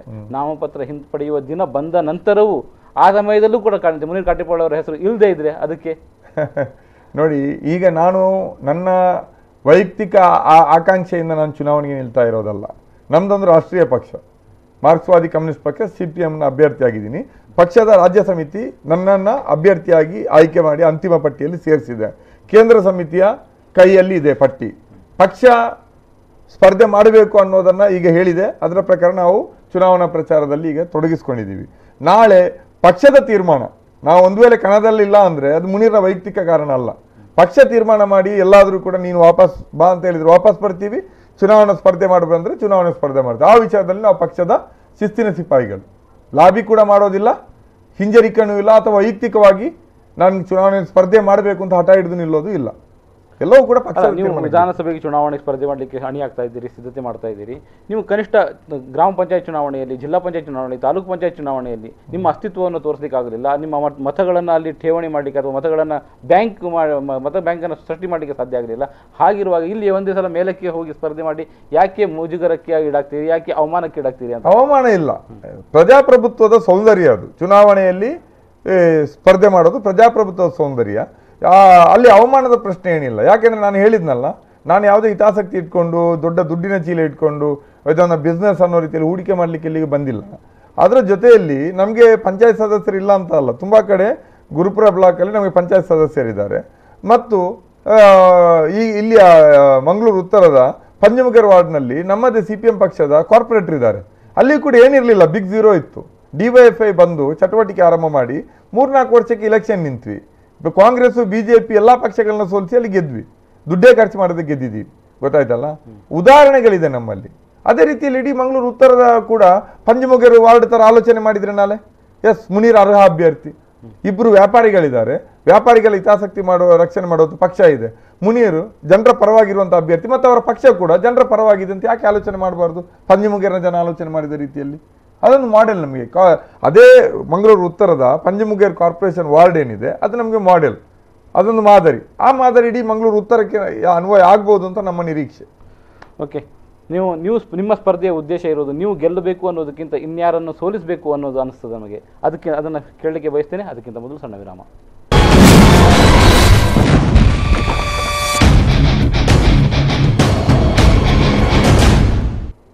ವೀಕ್ಷಕರೇ, ಕದನ ಕುತೂಹಲ ಮುಂದುವರಿತಾ ಇದೆ. ಕದನ ಕುತೂಹಲದಲ್ಲಿ ನಾವು ಮುನೀರ್ ಕಾಟಿಪಾಳ್ ಅವರೊಂದಿಗೆ ಮಾತಾಡ್ತಿದ್ದೇವೆ. ಮುನೀರ್ ಕಾಟಿಪಾಳ್ ಅವರು ಮಂಗಳೂರು ಉತ್ತರ ವಿಧಾನಸಭಾ ಕ್ಷೇತ್ರದಲ್ಲಿ CPIM ಅಭ್ಯರ್ಥಿಯಾಗುವ ಇಚ್ಛೆಯೊಂದಿಗೆ ಹೋರಾಟವನ್ನು ಮಾಡ್ತಾ ಇದ್ದಾರೆ. ಅಂದರೆ ಮತಯಾಚನೆಯ ಕಾರ್ಯಕ್ರಮವನ್ನು ಮುಂದುವರಿಸಿದ್ದಾರೆ. ಸೊ ನಮ್ಮ ಜೊತೆಯಲ್ಲಿ ಮಾತಾಡುವ ನೀವು ಚುನಾವಣೆಗೆ ಸ್ಪರ್ಧಿಸ್ತೀರಿ ಅಂದರೆ ನಾಮಪತ್ರ ಹಿಂತೆಗೆದುಕೊಳ್ಳೋದಿಲ್ಲ ಅಂತ ಹೇಳಿದರೆ ಅದಕ್ಕೆ ಯಾಕೆ ಅನ್ನೋದನ್ನು ಕೂಡ ಒಂದು ವೇಳೆ ಅಂಥ ಸಂದರ್ಭ ಯಾಕೆ ಬರ್ತದೆ ಅಂತ ಹೇಳಿದರು. ಆದರೆ ನಮಗೆ ಅನ್ನಿಸ್ತಾ ಇರೋದು ನೀವು ಸ್ಪರ್ಧೆ ಮಾಡ್ತಾ ಇರೋದು ನೀವು ಗೆಲ್ಲಬೇಕು ಅನ್ನೋ ಉದ್ದೇಶಕ್ಕಿಂತ ಹೆಚ್ಚಾಗಿ ಇನ್ನೊಬ್ಬರನ್ನು ಎದುರುಗಡೆಯನ್ನು ಸೋಲಿಸಬೇಕು ಅನ್ನುವ ದೂರದೃಷ್ಟಿಯಿಂದ ದುರುದ್ದೇಶದಿಂದ ಅಂತ. ನೋಡಿ, ನಾನು ಗೆಲ್ಲಬೇಕು ಅಂತಾದರೆ ಬೇರೆ ಎಲ್ಲರೂ ಸೋಲ್ಲೇಬೇಕು. ಒಬ್ಬ ಸೋಲ್ಬೇಕು ಅಂತಲ್ಲ, ನನ್ನ ಎದುರಲ್ಲಿರುವಂಥ ಎಲ್ಲರೂ ಸೋಲ್ಬೇಕು ನಾನು ಗೆಲ್ಲಬೇಕು ಅಂತಾದರೆ. ಅವರು ಸೋಲ್ಬೇಕು ಅಂತ ಬಯಸಿದ್ರೆ ನಾನು ಗೆಲ್ಲಲಿಕ್ಕೆ ಆಗೋದೇ ಇಲ್ಲ. ಮತ್ತು ಯಾರದೋ ಪರವಾಗಿ ಯಾರದೋ ವಿರುದ್ಧವಾಗಿ ಚುನಾವಣೆಗೆ ನಿಲ್ಲುವ ಅಭ್ಯಾಸ ನಮಗಂತೂ ಖಂಡಿತ ಇಲ್ಲ. ಯಾಕೆಂದರೆ ನಮ್ಮನ್ನು ಕೂಡ 2 ದಶಕಗಳಿಂದ ಇಲ್ಲಿಯ ಜನ ನೋಡಿದ್ದಾರೆ, ನೀವು ನೋಡ್ತಾ ಇದ್ದೀರಿ. ಹಲವಾರು ಹೋರಾಟಗಳಲ್ಲಿ ನಾವು ರಾಜಿ ಮಾಡೋದಾದರೆ ಎಷ್ಟೋ ಅವಕಾಶಗಳಿತ್ತು, ರಾಜಿ ಮಾಡ್ಕೊಂಡಿಲ್ಲ. ನಾವು ಚಳವಳಿಗೆ ಬಂದ 20 ವರ್ಷಗಳ ಹಿಂದೆ ಯಾವ ರೀತಿ ಇದ್ವೋ ಈಗಲೂ ಹಾಗೇ ಇದ್ದೀವಿ. ಅದರಿಂದಾಗಿ ಯಾರೊಂದೋ ಹಿಡನ್ ಅಜೆಂಡಾಗಳನ್ನು ಇಟ್ಕೊಂಡು ಕೆಲಸ ಮಾಡುವಂಥ ದುಸ್ಥಿತಿಗೆ ನಾವು ತಲುಪಲಿಲ್ಲ ಮತ್ತು ಆ ರೀತಿ ಹೋಗೋದು ಇಲ್ಲ. ನಮಗೆ ಬದ್ಧತೆ ಇರೋದು ಜನರ ಬಗ್ಗೆ ಮಾತ್ರ. ನಾವು ಉತ್ತರದಾಯಿತ್ವ ಇರೋದು ನಮಗೆ ಜನರ ಜೊತೆ. ನೀವು ಯಾವಾಗಲೂ ಹೇಳ್ತೀರಾ ನಾವು ಕೋಮುವಾದಿಗಳ ವಿರುದ್ಧ ಹೋರಾಟ ಮಾಡ್ತೇವೆ, ಕೋಮುಗಳ ಅಂದರೆ ಅವರು ಮೇಲೆ ಬರೋದನ್ನು ತಡಿತೇವೆ ಅಂತ. ಆದರೆ ನಿಮ್ಮ ಸ್ಪರ್ಧೆಯಿಂದ ಕೋಮುವಾದಿ ನೀವು ಅಂದುಕೊಳ್ಳುವ ಕೋಮುವಾದಿಗಳು ಅಂದರೆ ವಿಜಯಿಯಾಗುವ ಸಾಧ್ಯತೆ ಇದ್ದರೆ ಏನು ಮಾಡ್ತೀರಿ? ಅಲ್ಲ ಅಂತ ಪರಿಸ್ಥಿತಿ ಅವಕಾಶಗಳು ಅಂದ್ರೆ ಈಗ ಹಾಗೆ ಅನಿಸ್ತಾ ಇದೆ ನಮಗೆ ಅಂತ ಪರಿಸ್ಥಿತಿ ಉದ್ಭವ ಆಗೋದಿಲ್ಲ ಅಂತ ನಾನು ಭಾವಿಸ್ತೀನಿ. ಯಾಕೆಂದ್ರೆ ಹೇಳಿದ್ರೆ ನಾನು ಒಬ್ಬ ಮುಸಲ್ಮಾನನಾಗಿ ನನ್ನನ್ನು ಜನ ನೋಡ್ತಾರೆ ಅಂತ ನಾನು ಭಾವಿಸೋದಿಲ್ಲ. ನನ್ನ ಧರ್ಮ, ನಾನು ಹುಟ್ಟಿರುವಂಥ ಧರ್ಮ, ನನ್ನ ಧರ್ಮ ಇಸ್ಲಾಂ ಧರ್ಮ ಆಗಿರ್ಬೋದು. ಆದರೆ ನನ್ನನ್ನು ಜನ ಒಬ್ಬ ಮುಸಲ್ಮಾನ ಅಂತ ನೋಡೋದಿಲ್ಲ. ಯಾಕಂದರೆ ಇಲ್ಲಿ ಎಲ್ಲ ಜನರ ಕಷ್ಟಗಳಿಗೂ ಕೂಡ ನಾನು ನನ್ನ ಪಕ್ಷ, ನನ್ನ ಸಂಘಟನೆಯ ಮೂಲಕ ಸ್ಪಂದಿಸಿದ್ದೀನಿ. ಆದರೆ ಆಚೆಗೆ ಜನ ನನ್ನನ್ನು ನೋಡ್ತಾರೆ. ಅದು ಮುಸ್ಲಿಂ ಸಮುದಾಯನೂ ಹಿಂದೂ ಸಮುದಾಯನೂ. ಮತ್ತು ನನಗೆ ಬರುವಂಥ ಮಟ್ಟ ಮುನೀರ್ ಮುಸ್ಲಿಂ ಆಗಿರೋ ಕಾರಣ ಮುಸ್ಲಿಮರ ಓಟನ್ನು ಮುನೀರ್ ಎಳಿತಾನೆ, ಇದು ಖಂಡಿತ ಶುದ್ಧ ಒಂದು ಪೂರ್ವಾಗ್ರಹ ಓಟುಗಳನ್ನು ಎಳಿತಾನೆ. ಅಂದ್ರೆ ಇಲ್ಲಿ ಯಾವ ಕೋಮುವಾದಿ ಅಂತ ನೀವು ಯಾರನ್ನು ಕರೀತೀರಿ ಅವರ ಓಟುಗಳು ಫಿಕ್ಸ್ ಆಗಿರ್ತವೆ. ಆದ್ರೆ ಇಲ್ಲಿ ಕಾಂಗ್ರೆಸ್ಸಿಗೆ ಬರುವಂತ ಜಾತ್ಯತೀತ ಮತಗಳನ್ನು ನೀವು ಸೆಳಿತೀರಿ, ಸಾಮಾನ್ಯ ಜನ ಕಾಂಗ್ರೆಸ್ ಮತಗಳನ್ನು ನೀವು ಸೆಳಿತೀರಿ. ಸಾಮಾನ್ಯ ಜನ ಜಾತ್ಯತೀತರು ಅಲ್ಲ, ಕೋಮುವಾದಿಗಳು ಅಲ್ಲ. ಸಾಮಾನ್ಯ ಜನ ಬಿಜೆಪಿಗೆ ಓಟ್ ಹಾಕಿದವರೆಲ್ಲರೂ ಕೂಡ ಕೋಮುವಾದಿಗಳು, ಕಾಂಗ್ರೆಸ್ಸಿಗೆ ಓಟ್ ಹಾಕಿದವರೆಲ್ಲರೂ ಕೂಡ ಜಾತ್ಯತೀತರು ಅನ್ನುವಂಥ ಅಂತ ಏನಾದರೂ ಭ್ರಮೆ ಇದ್ರೆ ಅದನ್ನು ಬಿಡಿ. ಜನ ಬೇರೆ ಬೇರೆ ಕಾರಣಕ್ಕೆ ಬಿಜೆಪಿಗೆ ಓಟ್ ಹಾಕ್ತಾರೆ, ಜನ ಬೇರೆ ಬೇರೆ ಕಾರಣಕ್ಕೆ ಕಾಂಗ್ರೆಸ್ಗೆ ಓಟ್ ಹಾಕ್ತಾರೆ. ನನಗೆ ಈಗ ಓಟ್ ಹಾಕುವ ಜನ ಕಾಂಗ್ರೆಸ್ ವೋಟರ್ಸು. ಈ ಹಿಂದಿನ ಚುನಾವಣೆಯಲ್ಲಿ ಕಾಂಗ್ರೆಸ್ಗೆ ಹಾಕಿದವರು ಇದ್ದಾರೆ, ಬಿಜೆಪಿಗೆ ಹಾಕಿದವರು ಇದ್ದಾರೆ. ಬಿಜೆಪಿನ ಮತ ಕೂಡ ನನಗೆ ಬರುತ್ತೆ, ಕಾಂಗ್ರೆಸ್ನ ಮತ ಮಾತ್ರ ಅಲ್ಲ. ನಾನು ಚುನಾವಣೆಯಲ್ಲಿ ಪ್ರಬಲ ಸ್ಪರ್ಧೆ ಹೊಡಬೇಕು ಅಂತಾದರೆ ಎರಡೂ ಪಕ್ಷಗಳಾಗಿ ಹೋಗುವಂಥ ಮತವನ್ನು ಕೂಡ ಸೆಳಿಬೇಕು. ನಮ್ಮ ಕ್ಯಾಂಪೇನು, ನಮ್ಮ ಪ್ರಚಾರ ಆ ನಿಟ್ಟಿನಲ್ಲಿದೆ. ನಾವು ಧರ್ಮವನ್ನು, ಜಾತಿಯನ್ನು ಒಟ್ಟು ಮಾಡಿ ಮತ ಕೇಳೋದೇ ಇಲ್ಲ. ಜಾತ್ಯತೀತ ಓಟು ಅಂತ ಏನಿದೆ, ನೀವು ಕಟ್ಟಾ ಜಾತ್ಯತೀತ ಅಂತ ಅನಿಸಿರುವವರು ಬಹುಶಃ ನಮ್ಮನ್ನು ಸೀರಿಯಸ್ ಆಗಿ ತಗೊಳ್ಳಲ್ಲ. ಅವರಿಗೆ ಬಿಜೆಪಿಯ ಭಯದಿಂದ ಕಾಂಗ್ರೆಸ್ ಕಡೆನೇ ಹೋಗ್ಬೋದು. ನಾವು ಸಾಮಾನ್ಯ ಜನರ ಮತದಾರರನ್ನು ಗುರುತು ಮಾಡಿದ್ದೀವಿ. ನೀವು ಆ ರೀತಿಯಲ್ಲಿ ಹೇಳೋದಾದರೆ ಲಾಸ್ಟ್ ಪಾರ್ಲಿಮೆಂಟ್ ಇಲೆಕ್ಷನಲ್ಲಿ ಅದಕ್ಕಿಂತ ಮೊದಲು ಮೊಯ್ದೀನ್ ಬಾವ ಗೆದ್ದರು. ಲಾಸ್ಟು ಆ ನಂತರ ಒಂದೇ ವರ್ಷದಲ್ಲಿ ನಡೆದ ಪಾರ್ಲಿಮೆಂಟ್ ಇಲೆಕ್ಷನ್ನಲ್ಲಿ ಇದೇ ಮಂಗಳೂರು ಉತ್ತರದಲ್ಲಿ ನಳಿನ್ ಕುಮಾರ್ ಕಟೀಲ್ಗೆ ಲೀಡ್ ಬಂತು. ಆದರೆ ಆವಾಗ ಅವರು ಜಾತ್ಯತೀತರಾಗಿದ್ದರು, ಜನ ಅನಂತರ ಕೋಮುವಾದಿ ಆಗಿದ್ರು ಅಂತ ಭಾವಿಸ್ತೀರಾ? ಅಥವಾ ಬಿಜೆಪಿಗೆ ಮತ ಹಾಕಿದಂಥ ಹಿಂದೂಗಳೆಲ್ಲರೂ ಕೋಮುವಾದಿಗಳ? ಅಥವಾ ಮೊಯ್ದೀನ್ ಬಾವನಿಗೆ ಓಟ್ ಹಾಕಿದಂಥ ಜನರೆಲ್ಲರೂ ಕೂಡ ಜಾತ್ಯತೀತರ? ಖಂಡಿತ ಆ ರೀತಿ ಇರೋದಿಲ್ಲ. ಸಾಮಾನ್ಯ ಮತದಾರರು ಕೋಮುವಾದ, ಜಾತ್ಯತೀತತೆ ಆಚೆಗೆ ತಮ್ಮ ಹಿತಾಸಕ್ತಿಗಳನ್ನು ಅವರನ್ನು ದಿಕ್ಕು ತಪ್ಪಿಸ್ತಾರೆ ಅಷ್ಟೇ. ನಾವು ಹಿಂದೂಗಳನ್ನು ರಕ್ಷಿಸ್ತೀವಿ, ನಾವು ಮುಸ್ಲಿಮರನ್ನು ರಕ್ಷಿಸ್ತೀವಿ, ಆ ಧರ್ಮದ ಅಪಾಯದಿಂದ ನಿಮ್ಮನ್ನು ಉಳಿಸ್ತೀವಿ ಅನ್ನುವಂತಹ ಭ್ರಮೆಗಳನ್ನು ಸೃಷ್ಟಿಸಿ ಅವರನ್ನು ದಿಕ್ಕು ತಪ್ಪಿಸಿ ಒಂದಿಷ್ಟು ಮತಗಳನ್ನು ಪಡೀಲಿಕ್ಕೆ ಸಫಲರಾಗಿದ್ದಾರೆ. ಅದು ಎಲ್ಲ ಕಾಲಕ್ಕೂ ಕೂಡ ನಡೆಯುವುದಿಲ್ಲ. ಈ ಸರ್ತಿಯ ಚುನಾವಣೆ ಖಂಡಿತವಾಗಿಯೂ ಹಸಿವು, ಬಡತನ, ಉದ್ಯೋಗ, ಭ್ರಷ್ಟಾಚಾರ ಈ ಪ್ರಶ್ನೆಗಳ ಮೇಲೆ ನಿಮ್ಮ ಭ್ರಮೆ ಅಂತ ನಾನು ಖಂಡಿತ ಭ್ರಮೆ ಅಲ್ಲ. ಯಾಕೆ ಎಡಿಬಿಯ 360 ಕೋಟಿ ರೂಪಾಯಿ ಮಣ್ಣು ತಿನ್ಲಿಲ್ವಾ? ಡ್ರೈನೇಜ್ ಉಂಟಾ ಮಂಗಳೂರು ಉತ್ತರದ ಜನರಿಗೆ? ಮಂಗಳೂರು ನಗರ ಪಾಲಿಕೆಯಲ್ಲಿದ್ದೀವಿ. ಎಡಿಬಿ ಲೋನ್ ತಂದ ಕಾರಣಕ್ಕೆ, ಫಾರಿನ್ ಬ್ಯಾಂಕ್ ಲೋನ್ ತಂದ ಕಾರಣಕ್ಕಾಗಿಯೇ ನಾವು ಇವತ್ತು ಸ್ವಯಂ ಘೋಷಿತ ಆಸ್ತಿ ತೆರಿಗೆ ಅಂತ 100 ರೂಪಾಯಿ ಇದ್ದಂಥ ತೆರಿಗೆಯನ್ನು 1000 ರೂಪಾಯಿ ಕಟ್ತಾ ಇದ್ದೀವಿ. ಆದರೆ ನಮಗೆ ಆ ದುಡ್ಡನ್ನು ತಂದು ಎಡಿಬಿ ಇಲ್ಲಿ ಡ್ರೈನೇಜ್ ಮಾಡಲಿಕ್ಕೆ ಹೊರಟಿದ್ದಾರೆ. ನಮಗೆ ಒಳಚರಂಡಿ ವ್ಯವಸ್ಥೆ ಸಿಕ್ಕಿಲ್ಲ, ಭ್ರಷ್ಟಾಚಾರದಲ್ಲಿ ಮಣ್ಣು ಮುಕ್ಕಿದೆ, ಬಡ್ಡಿ ಮಾತ್ರ ನಾವು ಕಟ್ತಾ ಇದ್ದೀವಿ ತೆರಿಗೆ ದುಡ್ಡು. ಇದು ಚುನಾವಣೆ ಪ್ರಶ್ನೆ ಅಲ್ವಾ? ಚುನಾವಣೆ ಸುರತ್ಕಲ್ ಮಾರುಕಟ್ಟೆ ಪ್ರಶ್ನೆ ಚುನಾವಣೆ ಪ್ರಶ್ನೆ ನಾವು ಗಂಭೀರವಾಗಿ ಪರಿಗಣಿಸೋದೇ ಇಲ್ಲ. ನಾವು ಜನರಿಗೆ ಹೇಳ್ತಾ ಇರೋದು ಅದನ್ನು ಗಂಭೀರವಾಗಿ ಪರಿಗಣಿಸಿ ಅಂತ. ನಮ್ಮ ಪ್ರಚಾರ ಹಾಗೆ ಜನರನ್ನು ನಾವು ಧರ್ಮ, ಜಾತಿ, ದುಡ್ಡಿನ ಆಚೆಗೆ ಅವರ ಜ್ವಲಂತ ಪ್ರಶ್ನೆಗಳಿಗೆ ನಾವು ಎಳಿತೀವಿ. ಭ್ರಷ್ಟಾಚಾರದ 360 ಕೋಟಿ ಯಾರ್ದು? ನಮ್ಮದೇ ದುಡ್ಡು. ನಾವು ಇವತ್ತು ಬಡ್ಡಿ ಕಟ್ತಾ ಇದ್ದೀವಿ. ಎಡಿಬಿ ನಿಮ್ಮ ಡ್ರೈನೇಜ್ ಇಲ್ಲ, ನಿಮ್ಮ ಮನೆಯ ಮುಂದೆ ಅದು ನೆಲದಡಿಯಲ್ಲಿ ಮಣ್ಣು ತಿಂತಾ ಇದೆ, ನಿಮ್ಮದೇ ದುಡ್ಡು. ನಿಮಗೆ ಡ್ರೈನೇಜ್ ಇಲ್ಲ, ನೀವು ಬಡ್ಡಿ ಕಟ್ತಾ ಇದ್ದೀರಿ, ಟ್ಯಾಕ್ಸ್ ಕಟ್ತಾ ಇದ್ದೀರಿ. ಸುರತ್ಕಲ್ನ ಮಾರುಕಟ್ಟೆಯಲ್ಲಿ ಭ್ರಷ್ಟಾಚಾರ ನಡೆದಿದೆ. ಬಿಜೆಪಿಯವರು ಧ್ವನಿ ಎತ್ತಲ್ಲ, ಬಾಯಿ ಆಗಿದ್ದಾರೆ ಇವರು. ಅದೇ ರೀತಿಯಲ್ಲಿ ಈ ಒಂದು 15 ವರ್ಷಗಳಲ್ಲಿ ಪಾಲೆಮಾರರ 2 ಅವಧಿ, ಮೊಯ್ದೀನ್ ಬಾವರ 1 ಅವಧಿ, ಒಂದೇ ಒಂದು ಪ್ರಾಥಮಿಕ ಆರೋಗ್ಯ ಕೇಂದ್ರ ಬರಲಿಲ್ಲ, ಒಂದೇ ಒಂದು ಸರ್ಕಾರಿ ಕಾಲೇಜುಗಳು ಬರಲಿಲ್ಲ. ಇದು ಪ್ರಶ್ನೆ ಅಲ್ವಾ? ಅಭಿವೃದ್ಧಿ ಅಂದ್ರೆ ಏನು? ಯಾಕೆ ಉತ್ತಮ ರಸ್ತೆ ಆಗ್ತಾ ಇದ್ದಾವೆ, ದೇವಸ್ಥಾನಗಳ ಅಭಿವೃದ್ಧಿ ಆಗ್ತಾ ಇದ್ದಾವೆ. ನಾವು ದೇವಸ್ಥಾನಗಳನ್ನ ಅಭಿವೃದ್ಧಿಗೂ ಜನರ ಅಭಿವೃದ್ಧಿಗೆ ಏನಿದೆ ರೀ? ದೇವರನ್ನು ಅಭಿವೃದ್ಧಿ ಮಾಡೋದಕ್ಕೆ ಭಕ್ತರಿದ್ದಾರೆ, ಶಾಸಕರ ಕೆಲಸ ಅಲ್ಲ. ಸರ್ಕಾರಕ್ಕಿಂತ ಉತ್ತಮ ಅಭಿವೃದ್ಧಿ ಮತ್ತೇನಿದೆ? ರಸ್ತೆ ಮಾಮೂಲಿ. ಈಗ ಬೇಕಾದಷ್ಟು ಅನುದಾನಗಳು ಬರ್ತಾ ಇರೋದ್ರಿಂದ ಎಲ್ಲಾ ಕಡೆ ಕೂಡ ರಸ್ತೆ ಆಗ್ತಾ ಇದೆ. ನೀವು ಇಲ್ಲಿ ಮೊಯ್ದೀನ್ ಬಾವ ಒಬ್ಬರನ್ನು ನೋಡಬೇಡಿ, ಕರ್ನಾಟಕದ 224 MLAಗಳು ಕೂಡ 1000 ಕೋಟಿ ಅನುದಾನ ತಂದ ಕರ್ನಾಟಕದ ಅತ್ಯುತ್ತಮ ಶಾಸಕ ಅಂತ ಎಲ್ಲಾ ಕಡೆ ಕರ್ನಾಟಕದ 224 ಕ್ಷೇತ್ರದಲ್ಲೂ ಫ್ಲೆಕ್ಸ್ಗಳಿದ್ದಾವೆ. ಗೊತ್ತಾಯ್ತಲ್ಲ? ರಸ್ತೆ ಮಾಡಲಿಕ್ಕೆ ಬೇಕಾದಷ್ಟು ಅನುದಾನ ಎಲ್ಲಾ ಕಡೆ ಬರ್ತಾ ಇದೆ. ಆದ್ರೆ ಅದು ಕಳಪೆ ಕಾಮಗಾರಿ ಆಗಿದೆ, ಪರ್ಸೆಂಟೇಜ್ ವ್ಯವಹಾರಗಳು ನಡೆದಿದೆ. ಇವರು ರಸ್ತೆಯನ್ನು ಇಷ್ಟೆಲ್ಲ ಮಾಡಿದ್ರಲ್ಲ, ಇವರ್ಯಾಕೆ ಸರ್ಕಾರಿ ಆಸ್ಪತ್ರೆ ತರಲಿಲ್ಲ? 4 ಲಕ್ಷ ಜನಸಂಖ್ಯೆ ಇದೆ, ಒಂದು ತಾಲೂಕು ಆಸ್ಪತ್ರೆ ಇಲ್ಲ. ಜನಸಂಖ್ಯೆ ಸರ್ಕಾರದ ನಿಯಮದ ಪ್ರಕಾರನೇ 40 ಬೆಡ್ಡಿನ ಸಮುದಾಯ ಆಸ್ಪತ್ರೆ ಇರಬೇಕು. ಇಡೀ ಮಂಗಳೂರು ಉತ್ತರದಲ್ಲಿ ಒಂದೇ ಒಂದು ಸಮುದಾಯ ಆಸ್ಪತ್ರೆಗಳಿಲ್ಲ. ಸರ್ಕಾರಿ ಆಸ್ಪತ್ರೆಗಳು ಇದರಲ್ಲಿ ಪ್ರಾಥಮಿಕ ಆರೋಗ್ಯ ಕೇಂದ್ರದಲ್ಲಿ ಎಲ್ಲೂ ಕೂಡ ಡಾಕ್ಟರ್ಗಳಿಲ್ಲ. ಬಡವರು ಬದುಕೋದು ಬೇಡವಾ? ಅವರು ರೋಗರುಜಿನ ಆದರೆ ಔಷಧಿ ತರೋದು ಬೇಡವಾ? ಅದು ಅಭಿವೃದ್ಧಿ ಅಲ್ವಾ? ಒಂದೇ ಒಂದು PU ಕಾಲೇಜುಗಳು, ಒಂದೇ ಒಂದು ಡಿಗ್ರಿ ಕಾಲೇಜುಗಳು ಸರ್ಕಾರದಿಂದ ಬರಲಿಲ್ಲ. ಆದರೆ ಪಾಲೆಮಾರ್, ಮೊಯ್ದೀನ್ ಬಾವ್ ಇಬ್ಬರೂ ಕೂಡ ಪ್ರೈವೇಟ್ ಕಾಲೇಜುಗಳನ್ನ ನಡೆಸ್ತಾರೆ. ಇದು ಚರ್ಚೆ ಆಗಬೇಡುವ ಚುನಾವಣೆಯಲ್ಲಿ? ಆ ಪ್ರಶ್ನೆಯನ್ನು ಎತ್ಕೊಂಡು ಬರ್ತಾ ಇದ್ದೀನಿ. ನಾನು ಅದಕ್ಕೆ ಕೇಳಿದ್ದು, ನಿಮ್ಮ ಮನೆಯ ಮಗ ನಾನು. ಓಕೆ ಸರ್, ಅಂದರೆ ನಾವು ಕಾರ್ಮಿಕರ ವಿಷಯಕ್ಕೆ ಬರೋದು, ಕಾರ್ಮಿಕರ ಹೋರಾಟಗಳನ್ನು ಮಾಡ್ಕೊಂಡು ಬಂದಿರಿ. ನೀವು ಹಂಚಿನ ಕಾರ್ಮಿಕರ ವಿರುದ್ಧ ಪರವಾಗಿ ಹೋರಾಟ ಮಾಡಿದ್ರಿ, ಹಂಚಿನ ಕಾರ್ಖಾನೆಗಳು ಮುಚ್ಚಿ ಹೋದವು. ಹಾಗೆ ಬಿಡಿ ಕಾರ್ಮಿಕರ ಪರವಾಗಿ ಮಾತಾಡಿಕೊಂಡು ಬಿಡಿ ಕಾರ್ಮಿಕರು ಉದ್ಯೋಗ ಕಳೆದುಕೊಳ್ಳುವಂತಾಯಿತು. ಸೊ ಹಾಗೆ ನೀವೆಲ್ಲ ಹೋರಾಟ ಮಾಡ್ತಾ ಇದ್ದು, ಹಾಗೆ ಇಲ್ಲಿ ಉದ್ಯೋಗ ಸೃಷ್ಟಿಸುವ ಬಗ್ಗೆ ಮಾತಾಡ್ತೀರಿ, ಇಲ್ಲಿ ಉದ್ಯೋಗ ಕಳ್ಕೊಳ್ಳುವಂಥ ಪರಿಸ್ಥಿತಿ ಬಂದಿದೆ. ಅದರ ಹೊರತಾಗಿ ಈಗ ದೊಡ್ಡ ದೊಡ್ಡ ಉದ್ಯಮ ಇದು ಬಂದಿದೆ, ಅಲ್ಲಿ ಸ್ಥಳೀಯರಿಗೆ ಅವಕಾಶ ಇಲ್ಲ ಅಂತ ಹೇಳ್ತೀರಿ. ಹಾಗೆ ಅವರಿಗೆ ಅವಕಾಶ ಒದಗಿಸುವ ದಿಸೆಯಲ್ಲಿ ನಿಮ್ಮ ಹೋರಾಟ ಅಲ್ಲಿ ನಡೀತಾ ಇಲ್ಲ. ಅಂದರೆ ಎಲ್ಲಿ ಸಾಧ್ಯ ಇದೆ ಅಲ್ಲಿ ಮಾಡ್ತೀರಿ. ಆ ಹೋರಾಟದಿಂದ ಸಮಸ್ಯೆಗಳು ಪರಿಹಾರ ಮೊದಲು ಸಮಸ್ಯೆ ಸೃಷ್ಟಿಯಾಗ್ತಾ ಇದೆ ಅಂತ ನೋಡಿ. ಬೀಡಿ ಕಾರ್ಮಿಕರಿಗೆ ಇವತ್ತಿಗೂ ಇರುವಂಥ ಸಂಬಳ ಎಷ್ಟು? 1000 ಬೀಡಿ ಕಟ್ಟಿದರೆ 170 ರೂಪಾಯಿ. ನಮ್ಮ ಹೋರಾಟದಿಂದ ಏಪ್ರಿಲ್ನಿಂದ ಅದು 210 ರೂಪಾಯಿಗೆ ತಲುಪ್ತದೆ. 1000 ಬೀಡಿ ಕಟ್ಟಿದ್ರೆ ಏಪ್ರಿಲ್ಗೆ 210 ಆಗುತ್ತೆ. ಈಗ ಇರೋದು 170 ರೂಪಾಯಿ. ಗೊತ್ತಾಯ್ತಲ್ಲ? ಇಷ್ಟು ಅವರಿಗೆ ಈ 170 ರೂಪಾಯಿಯೋ 210 ರೂಪಾಯಿ ಕೊಡಬೇಕು ಅಂತಾದರೆ ನಮ್ಮ ಕಮ್ಯುನಿಸ್ಟರ ಹೋರಾಟದಿಂದಾಗಿ ಸಿಕ್ಕಿದ್ದು.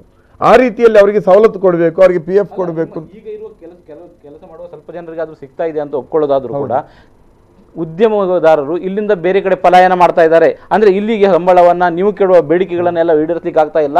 ಆದ್ದರಿಂದ ಅವರು ಬೇರೆ ಕಡೆ ಅಂದ್ರೆ ಕಡಿಮೆ ಸಂಬಳ ಪಡೆಯುವ ಕಾರ್ಮಿಕರನ್ನು ಹುಡುಕಿಕೊಂಡು ಹೋಗ್ತಾ ಇದ್ದಾರೆ. ಅದರಿಂದ ಇಲ್ಲಿ ಸ್ವಲ್ಪವೂ ಕೆಲಸ ಇಲ್ಲದಂತಾಗಿದೆ. ನೀವು ಜನ ಗುಲಾಮರ ರೀತಿಯಲ್ಲಿ ಬದುಕಬೇಕು ಅಂತ ಭಾವಿಸ್ತೀರಿ ಅಂತ ಆಗತ್ತೆ. ಇದರಲ್ಲಿ ಜನ ಗುಲಾಮರ ರೀತಿಯಲ್ಲಿ 170 ರೂಪಾಯಿ ಸಂಬಳ ಇರೋದು, 1000 ಬೀಡಿ ಕಟ್ಲಿಕ್ಕೆ ಆಗಲ್ಲ ಒಂದಿನಕ್ಕೆ. ಅದರಿಂದ ಇಲ್ಲಿಯ ಮಕ್ಕಳಿಗೆ ಶಿಕ್ಷಣ ಸಿಕ್ಕಿದೆ, ಎಷ್ಟೋ ಕುಟುಂಬಗಳು ಹಸಿವಿನಿಂದ ಪಾರಾಗಿದೆ, ಅವರಿಗೆ ESI PFIಗಳು ಸಿಕ್ಕಿದೆ. ಅದು ಆ ಹೋರಾಟವು ತಪ್ಪು ಅಂತಂದ್ರೆ ನಾವು ಮಧ್ಯಯುಗಕ್ಕೆ ಹೋಗ್ಬೇಕಾಗತ್ತೆ, ಗುಲಾಮಗಿರಿ ಸಮಾಜಕ್ಕೆ ಹೋಗ್ಬೇಕಾಗತ್ತೆ. ಯಾಕೆ ದಕ್ಷಿಣ ಕನ್ನಡ ಜಿಲ್ಲೆಯಲ್ಲಿ ನಡೆದಂಥದ್ದೇ ಕಾರ್ಮಿಕ ಚಳವಳಿ ಬೇರೆ ಜಿಲ್ಲೆಗಳಲ್ಲಿ ನಡೆದ್ರೆ, ಕೇರಳದಲ್ಲಿ ನಡೆಯುವಂಥ ಕಾರ್ಮಿಕರ ಹೋರಾಟ ಜಾಗೃತಿ ಇಡೀ ದೇಶದಲ್ಲಿ ನಡೆದ್ರೆ ಇವರು ಮಾಲೀಕರು ಎಲ್ಲಿಗೆ ಓಡೋಗ್ತಾರೆ? ಎಲ್ಲಿಗೆ ಓಡೋಗಲ್ಲ. ಈಗ ಗುಜರಾತ್ನಲ್ಲೋ ಮಧ್ಯ ಪ್ರದೇಶದಲ್ಲೋ ಉತ್ತರ ಪ್ರದೇಶದಲ್ಲೋ ಕಾರ್ಮಿಕರನ್ನು ಯಾವ ರೀತಿ ಬೇಕು ಆ ರೀತಿ ಶೋಷಣೆ ಮಾಡ್ಬೋದು. ಅದಕ್ಕಾಗಿ ಅವರು ಅಲ್ಲಿಗೆ ಓಡ್ತಾರೆ. ಇಲ್ಲಿ ನಾವು ಅವರು ದುಡಿತಾರೆ ಬೆನ್ನು ಬಗ್ಗಿಸಿ, ಕನಿಷ್ಠ ಕೂಲಿಯನ್ನಾದರೂ ಕೊಡಿ ಅಂತ ಬೇಡಿಕೆ ಇಟ್ಟು ಹೋರಾಟ ಮಾಡ್ತೀವಿ. ಅದರಿಂದ ಕೈಗಾರಿಕೆ ನಾಶ ಆಗಿದೆ ಅನ್ನುವಂಥ ಸುಳ್ಳು. ಬೀಡಿ ಕಾರ್ಮಿಕರಿಗೆ ಇವತ್ತು ಕೂಡ ನಾವು ಬೀಡಿ ಕಾರ್ಮಿಕರಿಗೆ ಕೆಲಸ ಕಡಿತ ಮಾಡಿದಾಗಲೂ ಸೀರಿಯಸ್ ಆದ ಹೋರಾಟವನ್ನು ಮಾಡಿ ಕೆಲಸ ಕೊಡಿಸಿದ್ದೀವಿ. ಗೊತ್ತಾಯ್ತಲ್ಲ? ಕೈಗಾರಿಕೆಗಳ ಪ್ರಶ್ನೆನೂ ಹಾಗೆ. ಅಲ್ಲಿ ಈಗ ಉದ್ಯೋಗ ಯಾರಿಗಿದೆ? ಭೂಮಿ ಕೊಟ್ಟವರಿಗೆ ಉದ್ಯೋಗ ಕೊಡಲಿಲ್ಲ. SEZ ಬರುವಾಗ, MRPL ಬರುವಾಗ ಇಲ್ಲಿ ಆಳುವ ಜನಗಳು ಜನಾರ್ದನ್ ಪೂಜಾರಿಯೋ ವೀರಪ್ಪ ಮೊಯ್ಲಿಯೋ BJPಯ ಸದಾನಂದ ಗೌಡರು ಏನು ಹೇಳಿದ್ರು? 10-25 ಸಾವಿರ ಉದ್ಯೋಗ ಸೃಷ್ಟಿ ಆಗತ್ತೆ ಅಂತ. ಎಷ್ಟು ಉದ್ಯೋಗ ಬಂತು? ಭೂಮಿ ಕೊಟ್ಟವರಿಗೆ ಉದ್ಯೋಗ ಸಿಗಲಿಲ್ಲ. ಇನ್ನು ಬಾಕಿ ಉದ್ಯೋಗಗಳಲ್ಲಿ ಕಾಂಟ್ರಾಕ್ಟ್ ಬೇಸ್ಡ್, ಕಂಪನಿಗೂ ನೌಕರರಿಗೂ ಸಂಬಂಧ ಇಲ್ಲ. ಪರ್ಮನೆಂಟ್ ಉದ್ಯೋಗಗಳು 1 ಲಕ್ಷ ಸಂಬಳ ತಗೊಂಡ್ರೆ ನಮ್ಮೂರಿನ ಹುಡುಗರು 10,000 ರೂಪಾಯಿ ದುಡಿಬೇಕು. ಅವರಿಗೆ ಯಾವುದೇ ಸೇವಾ ಭದ್ರತೆಗಳಿಲ್ಲ. ಈ ಅನ್ಯಾಯವನ್ನು ನಾವು ಪ್ರಶ್ನೆ ಮಾಡೋದು ಬೇಡವಾ? ಶಾಸಕರ ಹಿಂಬಾಲಕರು, ಮಂತ್ರಿಯ ಹಿಂಬಾಲಕರು, ಲೋಕಸಭಾ ಸದಸ್ಯರ ಹಿಂಬಾಲಕರು ಅದರಲ್ಲಿ ಗುತ್ತಿಗೆದಾರರಾಗಿ ದುಡ್ಡು ಮಾಡ್ತಾರೆ.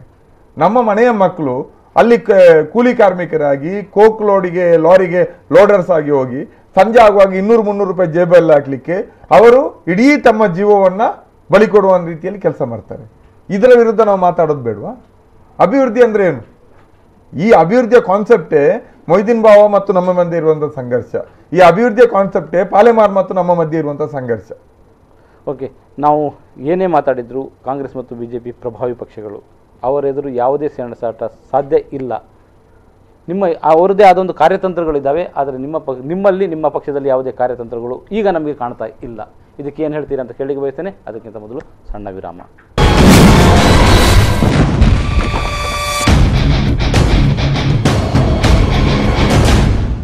ವೀಕ್ಷಕರೇ, ಇದು ಕದನ ಕುತೂಹಲ, ಚುನಾವಣಾ ಹೋರಾಟದ ರಾಜಕೀಯದಲ್ಲಿ ಈಗ ಮುನೀರ್ ಕಾಟಿಪಳ್ಳ ಮುಂದುವರೆದಿದ್ದಾರೆ. ಮಂಗಳೂರು ಉತ್ತರ ವಿಧಾನಸಭಾ ಕ್ಷೇತ್ರದ CPIM ಅಭ್ಯರ್ಥಿಯಾಗಿ ಕಣಕ್ಕಿಳಿಯುವ ಸಿದ್ಧತೆಯಲ್ಲಿ ಇದ್ದಾರೆ. ಸೊ ಈಗ ಅವ್ರ ಜೊತೆ ಮಾತಾಡ್ತಾ ಇದ್ದೇವೆ. ನಾನು ಹೇಳ್ತಾ ಇದ್ದೆ, ಕಾಂಗ್ರೆಸ್ ಮತ್ತು BJP ಎರಡು ಪ್ರಭಾವಿ ಪಕ್ಷಗಳು.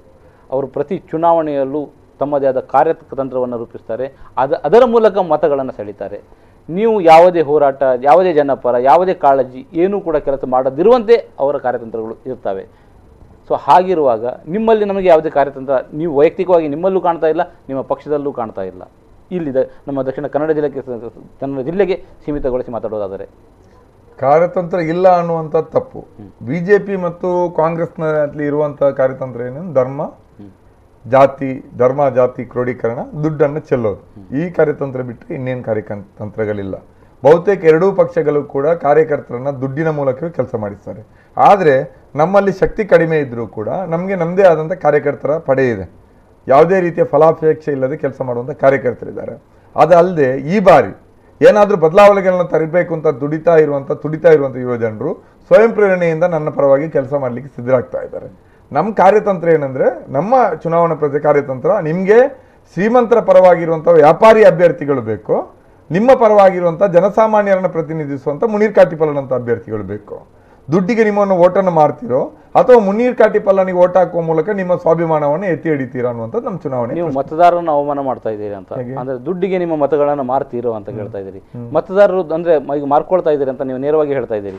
ಅಲ್ಲ, ನೇರವಾಗಿ ಜನ ಮಾರ್ತಾರಂತ ಅಲ್ಲ, ಜನ ದುಡ್ಡಿನ ದೌಲತ್ತನ್ನ ಕಂಡು, ಪ್ರಚಾರದ ಭರಾಟೆಯನ್ನ ಕಂಡು ಆ ಒಂದು ಇದರಲ್ಲಿ ಗೆಲ್ಲುವ ಅಭ್ಯರ್ಥಿಗಳು ಅನ್ನೋ ರೀತಿಯಲ್ಲಿ ಮಾರು ಹೋಗುವಂತ ಸಾಧ್ಯತೆಗಳಿದೆ. ವೈಯಕ್ತಿಕವಾಗಿ ಅವರಿಗೆ ಸಿಗ್ತದೆ ಅಂತ ಹೇಳೋದಲ್ಲ, ದುಡ್ಡು ಯಾರ್ಯಾರ್ದೋ ಮಧ್ಯವರ್ತಿಗಳ ಪಾಲಾಗ್ತದೆ. ಅವರು ಸೃಷ್ಟಿ ಮಾಡುವಂತಹ ಭ್ರಮೆ, ವೈಭವ, ಪ್ರಚಾರ, ಅಬ್ಬರಗಳನ್ನು ನೋಡಿ ಜನ ಚುನಾವಣೆಯ ಮತ ಚಲಾಯಿಸುವ ನಿರ್ಧಾರಕ್ಕೆ ಬರ್ತಾರೆ.